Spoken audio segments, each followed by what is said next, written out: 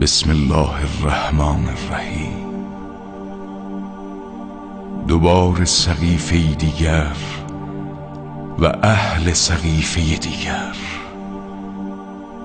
این بار هیزم برای سوزاندن کدامین در آوردند؟ چه شده که به جای 40 تن سپاهی را برای سوزاندنمان مهیا کردند؟ گویا هم اهدان و منکران قدیر سخت ترسیدند از شورمان و از شعورمان، از سر به خاک ساییدنها و بیمها با دویدنهایمان. گویا اهالی سقیفه بنی ساعده بیمناکند از حضورمان در حرمها و شیداییمان در محرمها، از داشته هامان و از جان گذشتن هامان. گویا این جماعت احساس خطر کردند از سیاهی جامه هایمان، از لطمه زدن ها و گریه هایمان، از بزم عذاب و تقدیس عرض کرب و بلا. ولی این بار راه را اشتباه آمدند.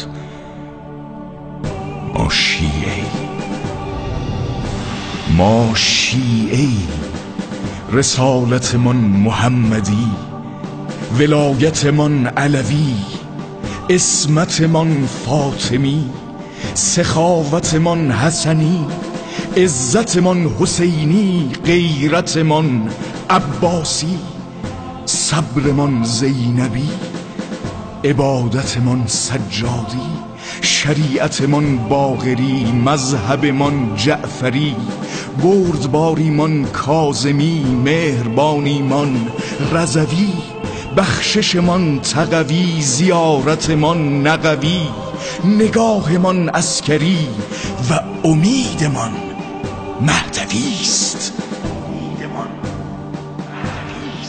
ما را از چه می‌ترسانید؟ ما را از چه می‌ترسانید؟ شهادت آرمان ماست. ما را به آتش بکشید، ما را بسوزانید. به شیعه بودنمان افتخار می‌کنیم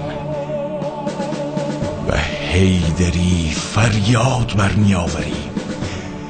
لبیک یا حسین، لبیک یا حسین.